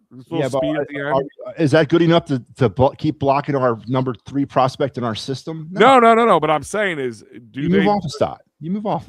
Okay, that's why I'm asking, because if Trey's getting older, you move him to the outfield, left field. He still can cover a lot of ground. Stott still defensively can do the job, and then you have Aiden Miller at third. When's he a free agent in 2034? Something like that. Well, let's see. He's right after Harper. Isn't he a year after Harper or something with his contract? Something like that. Listen, to Trey Turner's credit, he only committed 8 errors last year. That's down from 23 in 2024. Oh, one last complaint I had. And I want to ask you if this is true. And Mike's saying Bader's better than Marsh. He probably is. Yes. He probably is. But again, we don't know. He could be Marsh 2.0 in my eyes because we don't know. Not that much better than Marsh. Yeah. Like not enough to go out and sign him to have him and Marsh. You know, I'm saying maybe they because like what do you do with the Mundo Sosa? Is he just going to be a perennial guy, utility guy? Yeah. I mean, I'm okay with that, but does he want to be that guy? That's the question. Like, and Kemp is. Don't forget, Kemp is going to be that guy too. He's going to be a utility guy as well. If a Mundo. Do you think you get anything for Amundo, anything worthwhile outside of some prospects? In season trade, yes, but not during this, not this time of the year. In season, yes, you could probably get something for him, but nothing's going to. If you move on from your bench guys, maybe Bader. If they do sign Bader, Marsh is gone. I don't know, but that's it. But what I'm saying is like you can shift them around and still not block Aiden Miller. In this. Yeah, I definitely could do that. And Aiden Miller is probably the prize. And, you know, you can't lose sight of that. And this is another concern of mine. If this is it, obviously, we're not making any more moves. And we start the season with this group here, which is the same thing from 22, 23, 24, 25. Hold on. I got to vomit real quick. This is the year that, and I want you to record, cut the tape on this. Who's producing tonight? I mean, who's that? Who's behind the glass? Anyway. This is the year that Dombrowski gets squirrely if the Phillies are in a position at the trade deadline to really make a push. This is the year he dismantles our minor league system. I am so calling that right now. He's either in or out at the end of this year. Yeah, he knows it. And this is the year he's all in on burning down our minor league system to push the Phillies over the top. I am scared to death. To start another franchise. Yeah, I am scared to death for our minor league system this year. If the Phillies are in a position come the trade deadline, which they probably will, to make that push, I'm scared. I'm very scared for the Phillies minor league system this year. Well, I mean, all right. So, if, say Aiden Miller's untouchable, Crawford's up. Who are they? What's that? The young guy that just won the College World Series. Like, Gage Wood, Escobar, Cabrera. There's a bunch of guys we could potentially just give up on. At least if Escobar plays well, I do have his signature, so I do have that going for me. I'm telling you, man, he's going to be the real deal. But he's the third baseman. Do you think he's got long left? Yo, I want to know. Are we going to go to Reading? Not Reading. Allentown, and are we going to go up to Lakewood and watch a couple? Because that's all I can look forward to at this point. I said we do the whole tour to include Clearwater. We do the whole thing. Yeah, by the way, you can affordably go there. I mean, it's probably right now the most expensive thing is going to be the way flight prices currently are. But outside of that, like I stayed at a hotel there. It's a nice hotel. You're literally you can walk to the stadium. I can stay on the Air Force Base for $40 a night at Eglin. So that's right. There's my lodging. Yeah, here's your lodging. I mean, I stay at the hotel literally next to Frenchie's. Oh yeah, okay. And it's like I pay like 120. It's a nice hotel. I mean, it's not like highfalutin, but it's not a cockroach motel either. But I think I 2 years ago, I was there for $140 for the night. Like, and I went to Frenchie's for breakfast and I walked over to the games. I didn't even have to leave the area. Like, I was good to go. I was in my and the best part about it, like right across the street, there's a lot of small homes in there, and they're all the retired guys who work for the stadium, dude. I'm like, that is my retirement right there. Yeah. I will pack all this stuff up. I'll leave Delco and I will go live in Clearwater, Florida, and be the old guy ushering you around the stadium.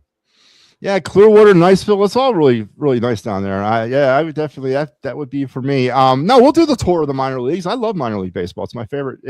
I love it. Yeah, did Michael Papernick turn into your burner account all suddenly? No, me and Mike do battle. Well, Mike's a very good contributor to the network, and he comes on my show every night, and we talk just about every night. And me and Mike do share a lot of similarities in our thinking. Yeah. And Rob Thompson he's the wild card too. I don't know, Al. It's been a bad week. All right, it's been a bad week. It was bad enough having to swallow that Eagles loss. And you know what I did? I'll be honest with you. This is my personal situation. Like, I watched that game. I'm sitting there. I didn't sit down for the last quarter at least, and I'm just sitting there just letting the air out of my chest. I got to ask you this about the game. Let me ask you this about the game. Yeah. When they got the ball back at the end for that last drive, what were your feelings? Do you think they were going to do it? No. I'm glad you're honest with me. Why? What was the reasons why you didn't think they were going to do it? They looked disjointed it was the Eagles, as we saw a lot of times this year, had like one good half of football and then a not so good half. But they did what they do all the time. They found some success in the run game early on. They found some success for under center with Jalen, and then they got away from it. And then when they played from behind this year, that didn't usually end well for them, especially towards the end of the season. And when they got behind, when they scored that last one, I'm like, somebody said, "Well, there's still plenty of time." I'm like, there is, but I can't. This team it was just like the bad news bears of football at the end of the season for them. So you weren't specifically like, I don't think Jalen can do this. I don't think Kevin Patullo can do this. I don't think Nick Sirianni can do this. You weren't targeting one area. It was just overall that you were just not confident in it, or was it? I just don't feel like it's Jalen Hurts can do this. I mean, was it one person or is it overall? I think it was an overall thing. I think because you got to give the players a lot of blame too. Yeah. Like you said, it's not all Kevin Patullo who's a sacrificial lamb, and I agree with you, but he also didn't help. Because the OC, like we always say, what is the HC's major job is to make sure everything's cohesive. There's a good product out on the field, and there's a good chemistry in the locker room, and this team playing that way. And it obviously didn't go that way. Now, I can't blame Nick Sirianni or any of these guys for AJ Brown. He's a diva, and most wide receivers are. He is far, far, far from the worst.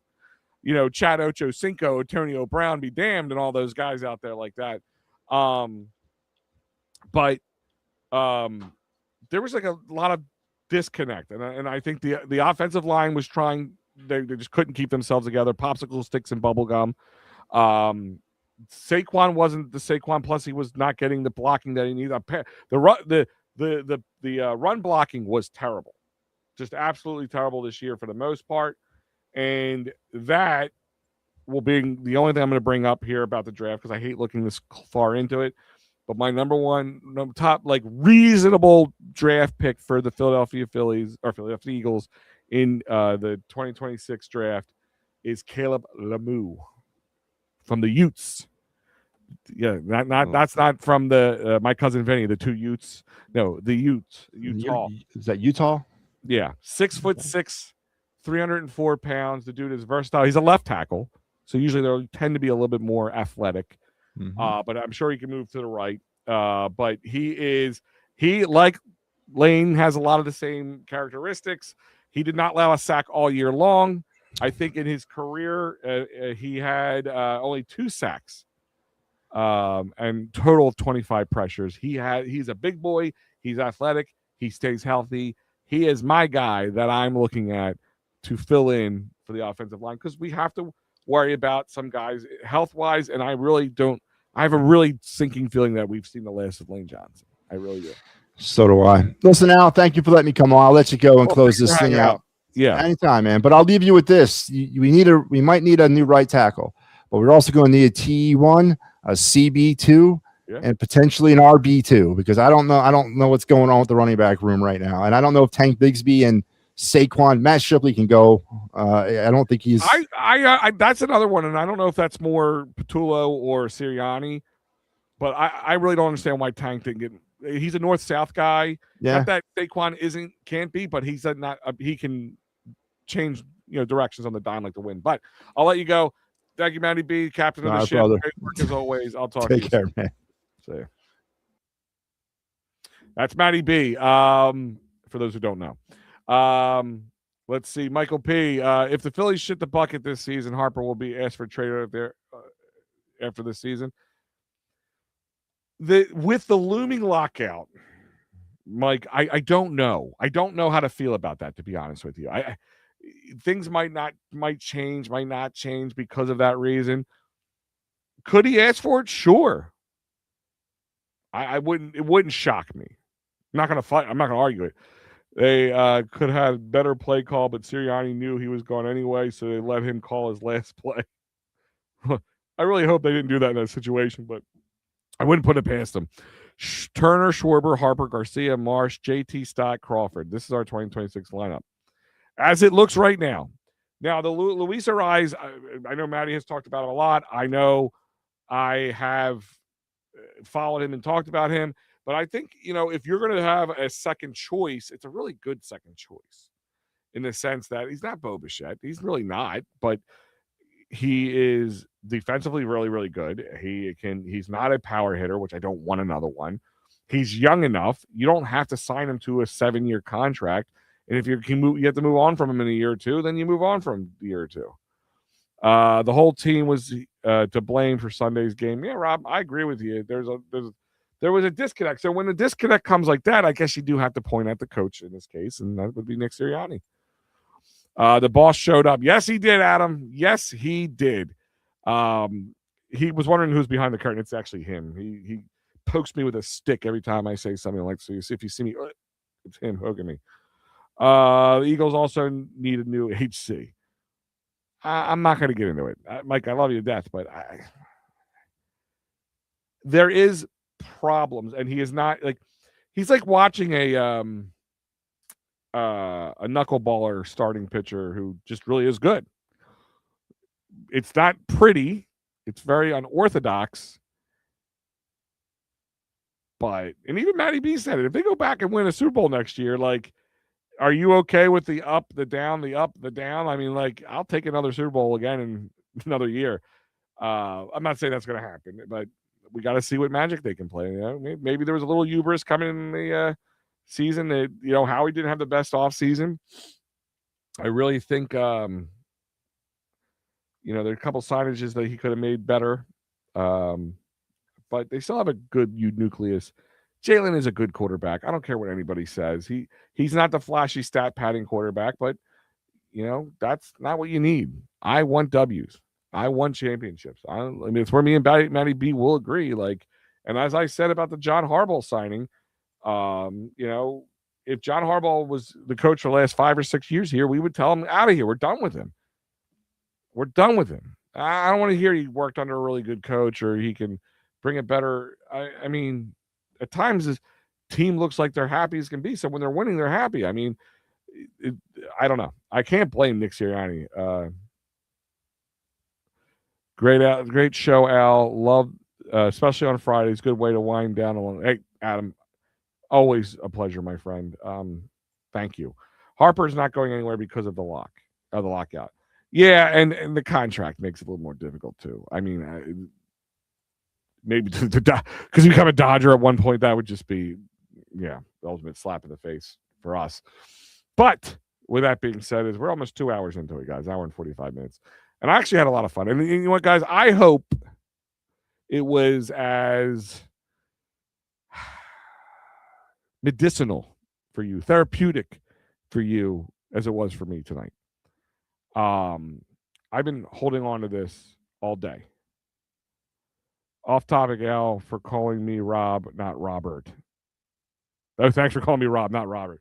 I know it's hard not to call people by their full names, like Michael Papernick. I know I call him Michael, but then I call him Mikey, like because you know your name is on there as Robert, and I see it, so I'm going to call you that. And it's funny, like Mike, I call you Mikey because my sons. I got a lot of Mikes. My middle name's I'm Alan and Michael, and so there's a lot of Michaels in my family. And my son's name is Michael, but when he's in trouble, I call him Michael, and when he's not in trouble, which is not often, he's Mikey. So yeah, that's why you'll hear me a lot call you Mikey. So if I hope I don't offend anybody calling you nicknames, I have nicknames for everybody. That's just the way it is. And you guys are like friends and family to me anymore. Anyway, I talk to you guys offline a lot, so I hope you feel the same way, that I'm approachable and stuff like that. That's what I look at these things for. This is why I do this. Like it's not for a paycheck, as you guys know. Matty B's pay sucks. It's usually bread and water for us with Matty B. We might have to be in a lockout if this continues. But no, this is why I do this. This is the fun, the therapeutic version of getting these things off my chest and going back and forth and arguing or disagreeing or agreeing with you guys. And I hope you don't take any of my disagreements to heart, but sometimes some of the things some people say is I find is outlandish, but I'm sure it goes both ways. So again, guys, have a beautiful Friday night. We gotta only hope that something happens to make it a salvageable start of the season for the Philadelphia Phillies. I am glad to see JT back. Maybe some people aren't as much as I am. So thanks for joining me on today's Philly Friday Freak Out. Because that's what it was for me for the most part. But now I do feel better. So I do hope you guys feel better too. As Rob said, I will be back on Sunday morning, 9 a.m. to hang out with my boy Mikey Laro. I haven't had a chance really to talk to him much outside of a couple text messages here and there to get his feel on everything. Maybe there'll be some more signings between now and then. I'm not holding out, not holding my breath.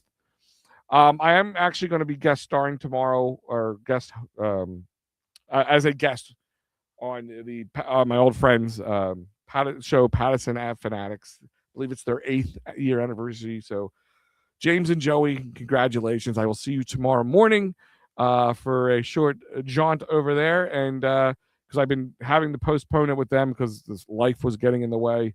But I will be going on there to say happy anniversary. And of course, to give my takes that you guys mostly heard tonight. But if you are up tomorrow morning, 9 a.m., I will share it out on Twitter. So follow me at Big Al Sports with a Z at the end. And you'll hear me chime in. Thank you, Mikey. It's always a pleasure. Dave, you have the most. It's like I think you wait in the shadows and wait for me to sign off to say something. Hey, I'll go watch SmackDown. Take your mind off Philly sports. Dave, I have not sat and really watched wrestling in many, many years. Maybe outside of watching a WrestleMania. I couldn't tell you. I would be the old man. Wait a minute, where's Stone Cold Steve Austin? Where's The Rock? John Cena just retired. I know that. I think I watched a little online about that, but I wouldn't know anybody. Wrestling has not been the same to me in many years since pretty much early 2000s. But good for you. What I do when I do need a sports break occasionally. I try to play video games with my boys. I do like to play the other retro games, introduce them to. I try once a week, once every other week, to introduce my 16-year-old, my 10-year-old to some classic 80s. Anybody who knows me, outside of being a huge Philly sports fan, but Philly sports fan, of course, I'm a gigantic nerd. Love superheroes, Marvel, DC, and a gigantic Ghostbusters fan. So I do a lot of that stuff together with them. I have a huge collection of stuff, comic books, Ghostbusters stuff, toys, things from when I was a kid that I'll put pictures up on my Twitter at one point. I haven't done it yet. I've reformatted my entire basement if it's either sports or that kind of stuff. So that's my getaway from it all. I go into the fantasy stuff or try to read a book or do some writing or whatever. But yeah, I've not sat and watched any sports or wrestling in a very long time. But God bless it, man. sometimes I just need to walk away because it gets toxic. We all know that. We get angry, and then that guy next to us gets angry, and the guy next to him gets angry, and the girl next to her and it gets very toxic. And then that's, and I'm not kind of trying to toot horns or anything like, and you call me biased because I've been doing this podcasting thing since 2011 or 12 or whatever it was, in some sort of format. Yeah, Rob hasn't watched it in 42 years. But, you know, the big names have gotten really sour to me lately. It's just, they're not even trying to hide the fact that they're don't believe half the rhetoric they spill. At least when I watch podcasts and guys here at the It's a Rap Sports Network, or my boy Phil over at the Trending in the AM, and all the other guys I follow most of the guys I've worked with since the OP days. Like I do this to help, kind of mentally help me as well as you guys, and I think maybe what I have to say is worthwhile. So other than that, guys, I've rambled on enough. Love you. Hope you have a great rest of your Friday evening. Go get some rest if you had a long work week. If you have to work tomorrow, I feel bad for you. It's supposed to be snowy and slushy and kind of wintry mix. It's gonna be cold as hell out there. So stay warm. Have fun. I'm sure I'm gonna be chiming in, especially on Twitter, about what's going on in the football games this week, because I am a football junkie. Because once I'm off of this, I'm into baseball. I get right into coaching again. And I was actually talking with my coaches yesterday. We're already planning out next season. So, other than that, guys, have a great evening. Don't forget to check out the rest of the It's a Rap Sports Network. It's always a pleasure. I will see you on Sunday.